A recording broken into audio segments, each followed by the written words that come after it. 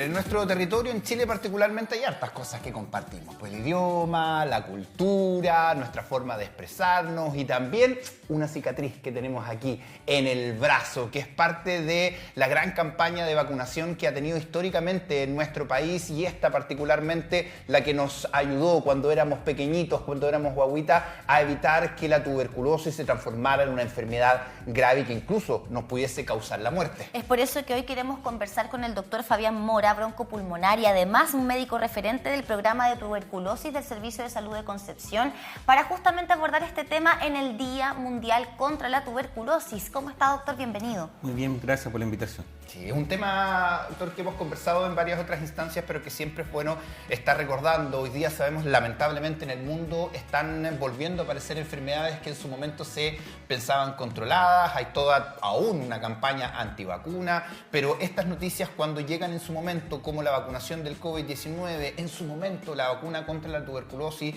me imagino que son hitos importantes para la medicina. Sí, bueno, como lo acaba de decir, en realidad ha habido varios hitos en medicina en distintas áreas. La tuberculosis particularmente es una enfermedad que existe hace muchos siglos y ya ha estado presente en distintos eventos de la humanidad que han marcado la historia.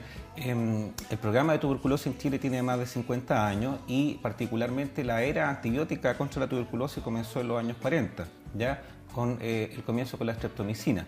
Entonces la tuberculosis ha estado presente en distintas situaciones y marcado bastante pautas de lo que ha sido su evolución y su tratamiento. La vacunación ha sido un hito dentro de lo que es la historia de la tuberculosis y también ha permitido, como tú bien decías, ¿cierto?, poder controlar formas graves de la enfermedad en la etapa infantil. Sin embargo, y pese a los avances en medicina, la vacunación, que lleva ya 50 años al menos en nuestro país, de todas maneras la tuberculosis sigue siendo una de las enfermedades infecciosas más persistentes y lamentablemente también mortales en el planeta entero. Sí. Para que nos cuente un poquito acerca de la situación en el mundo, pero también acotándolo acá al territorio nacional. Sí, bueno, la tuberculosis sigue siendo la principal enfermedad infecciosa que produce mayor mortalidad en el mundo, ¿ya? Por sobre lo que fue el COVID, por ejemplo. En algún momento durante el año 2020-2021 logró ser superada por el COVID, pero nuevamente la tuberculosis ha recuperado su lugar en ese sentido. La tuberculosis es una enfermedad que tiene dificultades desde el punto de vista de su control porque requiere también la cooperación de parte de los pacientes en este caso y también, por supuesto, que plantear la sospecha clínica. Hay factores también desde el punto de vista demográfico que tienen que ver, ¿cierto?, con el acceso a la salud, las condiciones de pobreza, situaciones de alcohol y droga, enfermedades crónicas que pueden predisponer a esta enfermedad. Por lo tanto, requiere un esfuerzo que no solamente implica al paciente y al equipo médico, sino que de toda la sociedad. Ahora, particularmente la pregunta que hacía, ¿cierto?, hay más de 10 millones de personas con tuberculosis, lo que se estima en el mundo, ¿ya? De estas aproximadamente muere una cantidad importante. En Chile también hay fallecidos, se diagnostican cerca de 2.900 casos nuevos de tuberculosis al año, de los cuales pueden fallecer hasta más de 250 personas al año por tuberculosis, siendo una enfermedad tratable. Al 2024 o al 2025, que es la ¿no? última estadística que tenemos, ¿cierto?, acá en Chile.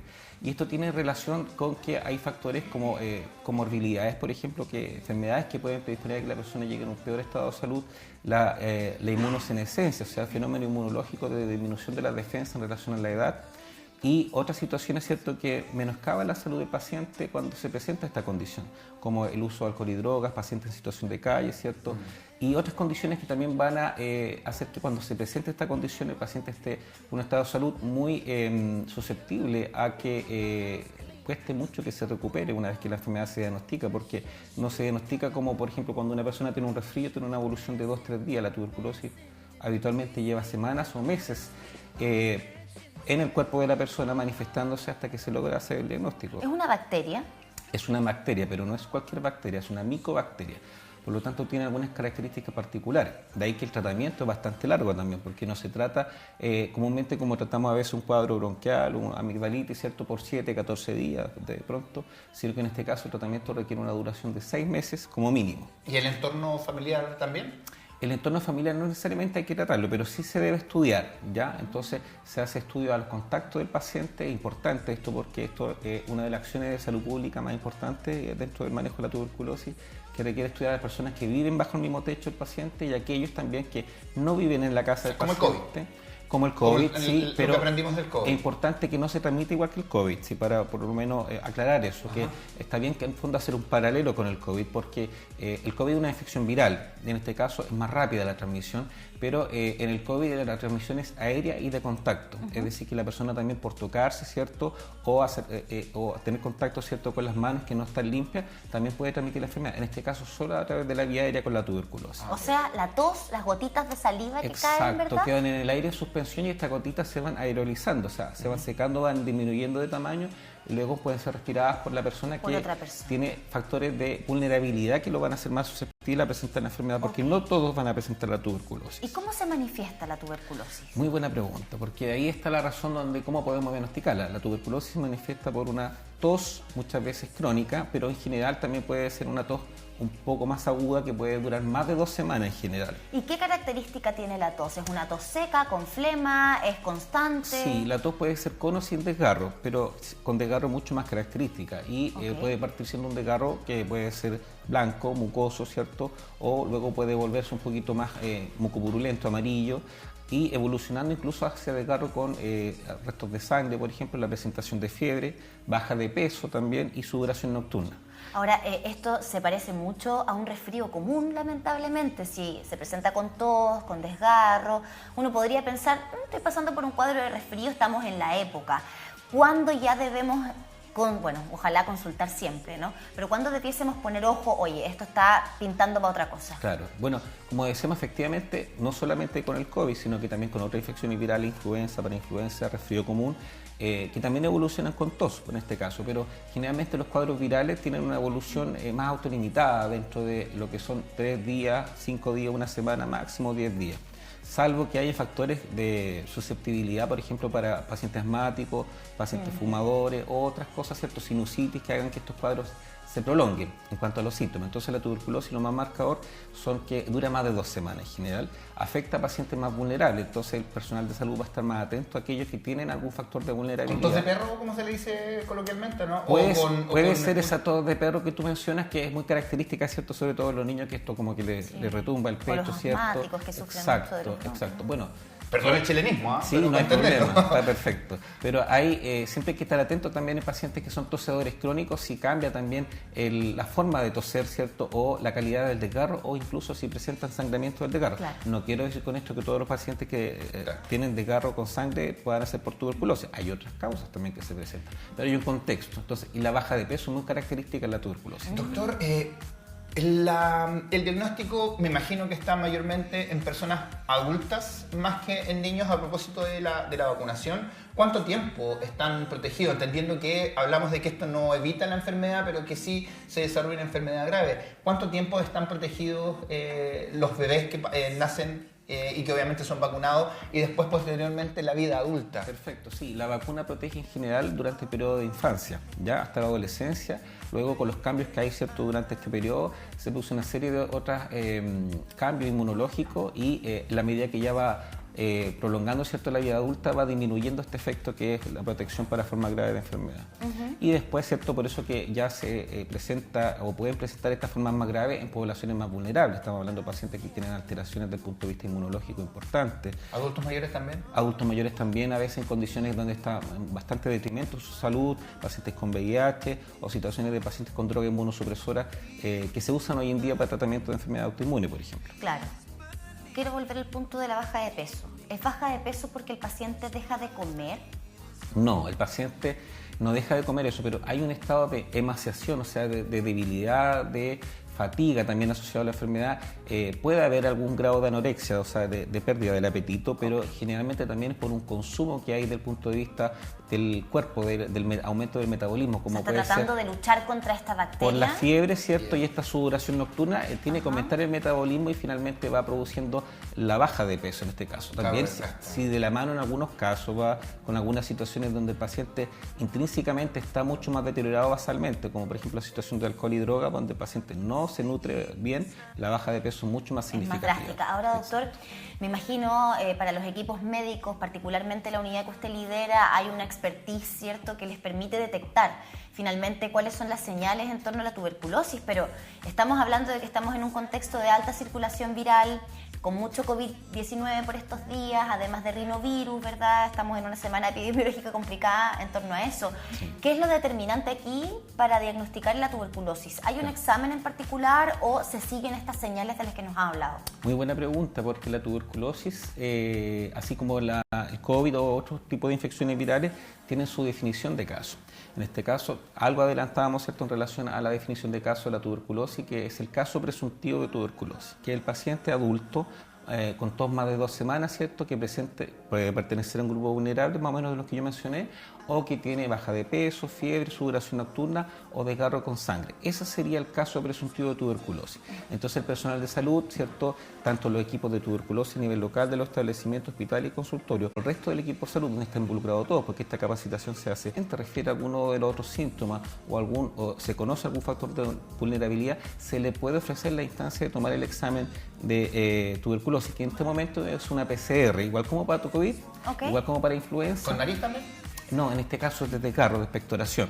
También se puede tomar de otro líquido del cuerpo, por ejemplo, pero ya estaríamos hablando de otros casos de tuberculosis en otras ubicaciones del cuerpo. Pero la tuberculosis pulmonar, que es la que se contagia, que es la que tiene más riesgo de transmisión, es la que se puede diagnosticar por un desgarro. Bueno, hemos escuchado mucho de las personas en situación de calle que adquieren esta enfermedad también, a propósito ahora que comienza el invierno en algún tiempo más, pero ¿qué hay con las comorbilidades? Por ejemplo, las personas que fuman, las personas asmáticas, ahora tenemos mucha diabetes, mucha hipertensión.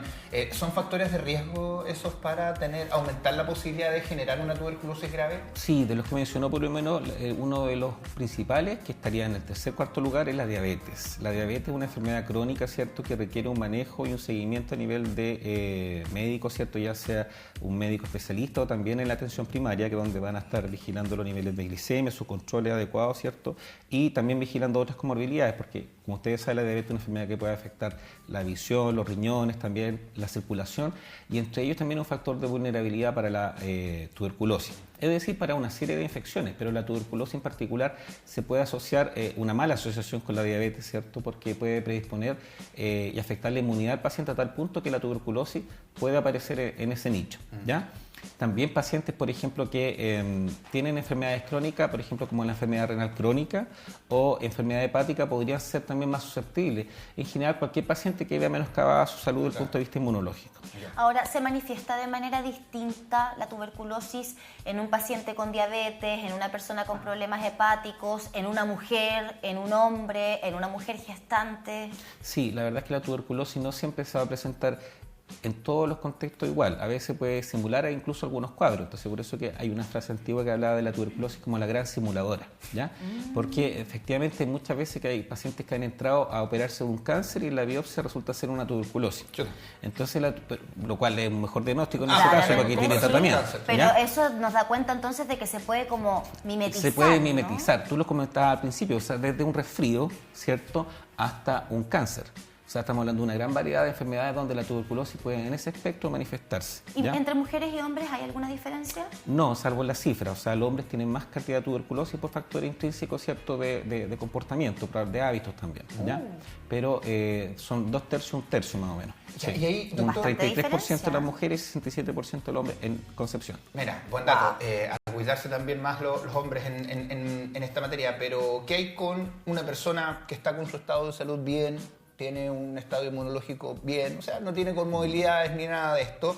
¿Cómo desarrolla la enfermedad? Sé que va a depender, obviamente, pero ¿podría pasarla sin medicamento o de todas maneras una persona normal igual va a presentar síntomas que lo van a llevar al médico para hacer algún tratamiento? Mira, qué bueno, porque ese punto es para aclarar un poquito cómo se presenta la enfermedad.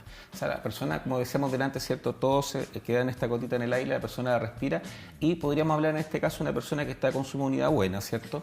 Entra este bacilo, ¿cierto?, que esta bacteria al cuerpo de la persona y puede ser en algunos casos eliminada al entrar, ¿ya? Y no quedar, no producir un compromiso mayor que ese, ¿ya? Eso es lo que puede hacer la inmunidad innata, ¿ya? Y sería debut y despedida, podríamos decir, de la tuberculosis en ese momento. Entonces, hay personas que no van a presentar la enfermedad pese a que están expuestas. Hay otros que van a quedar en una situación donde va a entrar la tuberculosis, va a interaccionar con el sistema inmune va a lograr protegerse de la tuberculosis, va a generar una memoria inmunológica, pero lo va a encapsular al bacilo. Y así puede permanecer por muchos años, que es la mayoría de los casos, de hecho. Entonces queda una situación que se conoce como tuberculosis latente, que podríamos decirlo como... ¿Perdón? ¿Y contagia esa persona? No, no contagia, importante eso, ¿cierto? Que queda en una condición de tuberculosis dormida, que lo tiene más o menos un 25% de la población en el mundo, particularmente en Chile. Después? Puede nunca manifestarse, o sea, la persona podría trascender de este mundo, ¿cierto? Y nunca haber manifestado la tuberculosis, o puede bajo ciertas circunstancias que tienen que ver, como lo que hablábamos anteriormente, ¿cierto? Situaciones de disminución de la defensa, donde el bacilo encuentra, ¿cierto?, que alrededor del ambiente es mucho más propicio para generar la enfermedad. Y en ese caso estamos hablando de enfermedad tuberculosa. El caso de la tuberculosis latente viene siendo infección tuberculosa latente. Y ahí una persona sin síntomas que está con esto ahí dentro de su cuerpo, ¿puede hacerse el examen y puede tratarse esa persona? Esa persona no se va a encontrar en la tuberculosis a través del examen de expectoración, pero sí pudiese encontrarse la condición latente. Eso se puede hacer hoy en día a través, bueno, inicialmente se hacía con un examen que se hacía en el antebrazo que se llama el PPD, que se hacía primero una colocación de la tuberculina, que se llama, y luego la lectura a las 48 horas. Y actualmente, en forma más moderna, se puede hacer a través de un examen de sangre, que es el interferón gamma, ¿ya? Entonces se puede detectar la presencia de este examen, que es el cuantiferón, y esto puede permitir, ¿cierto?, luego hacer el estudio si el resultado es positivo o negativo, ¿ya? Y nos diría con respecto a si la persona ha estado expuesta a la tuberculosis anteriormente. Perfecto. Pero no nos va a diferenciar si está con una tuberculosis activa o no en ese momento. Solo dice que la persona ha tenido contacto con la tuberculosis. Y ahí nosotros tenemos que discriminar si ese paciente tiene una tuberculosis activa o latente, a través de una radiografía y preguntar si tiene síntomas respiratorios principalmente. ¿Y ahí cómo se procede? ¿Cuál es el tratamiento? Entendiendo que hay distintos estados de la misma enfermedad, ciertas afectaciones completamente distintas entre un paciente y otro. ¿Qué tipo de tratamientos hoy están disponibles en Chile? Están prácticamente todos los tratamientos que se pueden utilizar para la tuberculosis. Esto está a nivel del Ministerio, que es el Programa Nacional de Control y Tratamiento de la Tuberculosis. Y hay un tratamiento que es el tratamiento estándar, ¿cierto?, para la tuberculosis, que el que dura 6 meses, que le comentaba yo. Tiene 2 fases, una fase inicial de 2 meses y otra fase de continuación que dura 4 meses. Primero es con 4 medicamentos y luego es con 2 medicamentos. Y está el tratamiento preventivo para los casos de tuberculosis latente. Pero no todos los casos de tuberculosis latente van a requerir tratamiento, solo aquellos que tienen mayor posibilidad de desarrollar la tuberculosis. Lo comentamos anteriormente, los pacientes con VIH, los pacientes trasplantados, los pacientes con alguna situación de predisposición a que la enfermedad pase de una forma activa. Y en esos casos, ¿cierto?, se da un tratamiento que puede ser por 3 meses. Actualmente el tratamiento es más agotado, ¿cierto?, que se toma una vez a la semana. O en algunos casos, si no puede utilizar ese tratamiento, se da otro tratamiento que es un solo medicamento diario. Ahora se nos queda en el tintero y no lo podemos dejar pasar, la prevención, doctor. Hemos hablado de síntomas, de cómo se manifiesta la enfermedad, de cuál es su afectación, tratamiento, pero ¿cómo la prevenimos? Bueno, lo primero es tomar conciencia de la existencia de la enfermedad, que es lo que estamos haciendo en este momento, ¿cierto? Hacer difusión sobre la tuberculosis, cómo se transmite, favorecer, ¿cierto?, que en general las casas tengan espacios ventilados, no espacios tan reducidos ni que estén oscuros, que lleguen los rayos ultravioleta dentro del hogar o en cualquier otro espacio, porque eso favorece la eliminación del bacilo. La ventilación y la luz ultravioleta favorecen que se pueda eliminar el bacilo de forma natural, ¿ya? Por otro lado, cierto, que las personas conozcan que efectivamente si presenta estos síntomas consulte precozmente, ¿ya? Por un lado, las personas tienen que ser responsables de consultar cuando tengan la sospecha de tuberculosis y también el personal de salud debe detectarlo, ¿ya? Y aquellos que tienen tuberculosis, por ejemplo, hay un periodo que van a ser los primeros 15 días, ¿cierto?, 2 semanas, o mientras estén con tratamiento, que tienen que usar una mascarilla para evitar la transmisión, ¿cierto?, a las personas que estén alrededor, ¿ya? Pasado ese tiempo y estando con tratamiento, la persona ya deja de ser contagiante, ¿ya? Entonces, esos serían como los principales hitos del manejo del tratamiento. Otra forma de prevenir también, que tiene que ver ya a nivel más global, país, con políticas, ¿cierto?, desde el punto de vista del manejo, tiene que ver, ¿cierto?, con poder manejar situaciones que de los pacientes en situación de calle, hacer intervención sobre la situación de alcohol y droga. También prevención y manejo de otras patologías, como son la diabetes, que hablamos recién, campañas para el VIH, por la coinfección que puede haber con tuberculosis, etc. Así que la oportunidad de prevención es amplia. Entonces, y poder educar a la población es una de las principales. Y por eso agradecemos que esté acá, doctor, por supuesto. Dicho eso y todo eso, punto final a aquel tema y preguntarle por el estado hoy día de la calidad del aire. Bueno. ¿Qué pasa hoy día precisamente con estos humos que están llegando de distintos incendios y que, claro, nos llegan acá a la provincia de Concepción, pero que obviamente a los sectores más cercanos a los incendios es mucho peor? Sí, bueno, en realidad era un poco inesperado la situación que ocurrió porque no, quizá hubiésemos esperado la posibilidad de incendio más en el verano, pero en esta época no era lo más habitual. Pero en este momento la calidad del aire está bastante alterada con esta contaminación que se presentó en forma brusca. No había muchas medidas desde el punto de vista de que las personas pudiesen tomar previamente. Entonces, la invitación es que inevitablemente el aire en este momento como está se puede respirar en todos lados. Por supuesto que mucho más afectados los lugares que están cerca del foco del incendio. Entonces, la invitación es que las personas que pueden evitar viajar hacia esos lugares no lo hagan, sobre todo si son pacientes respiratorios crónicos, ¿cierto? Que tengan asma, como decía antes, o alguna patología respiratoria como alergia, o EPOC, enfisema, ¿cierto? Fibrosis pulmonar, etcétera, o pacientes cardiópatas, por ejemplo.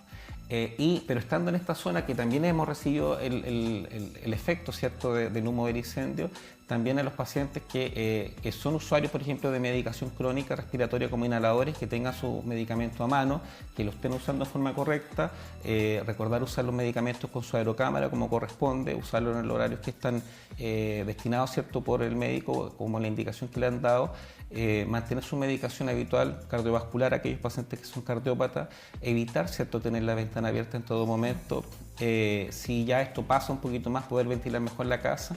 Los pacientes que son alérgicos, por ejemplo, tomar su medicación para la alergia, es inevitable, ¿cierto?, que esto llegue a la mucosa, como la mucosa ocular, la mucosa respiratoria de la nariz, que van a sentir mayor congestión, sensación de carraspera, o tos de aquellos pacientes que eventualmente tengan síntomas que puedan vislumbrar que a lo mejor se están empeorando su condición porque empiezan con aumento de los síntomas que puede pasar en forma rápida, porque el humo es un irritante muy importante que puede desencadenar crisis en aquellos pacientes que son respiratorios como un asmático, y esos pacientes, bueno, si notan que efectivamente están requiriendo más frecuentemente su medicación, están con tos, les cuesta respirar, se cansan mucho, debieran consultar precozmente con su médico y en algún caso que esto fuese mucho más intenso, acudir a un servicio de urgencia si es necesario. Sí. Pero lo primero es tomar en forma adecuada su medicación crónica. ¿Bajar la carga de la actividad física? Sí, o sea, yo no recomendaría en este momento a las personas salir a correr, por ejemplo, o hacer una actividad al aire libre en cuanto a ejercicio. Quizá a lo mejor puede ser más propicio en algún espacio cerrado que esté bien ventilado, pero entendiendo que sea muy necesario por algún tipo de trabajo, alguna cosa por el estilo, pero lo que es actividad física en este momento en espacio libre no la propiciaría en las condiciones actuales que está la ciudad con el humo que se percibe. Perfecto, doctor. Muchas gracias por esta conversación. Muchas gracias a ustedes. Ahí está, entonces recuerda que queda alojada en canal9.cl para que la compartas, la difundas y hagamos educación entre todas y todos. Es verdad, sabemos que hay que cuidar nuestra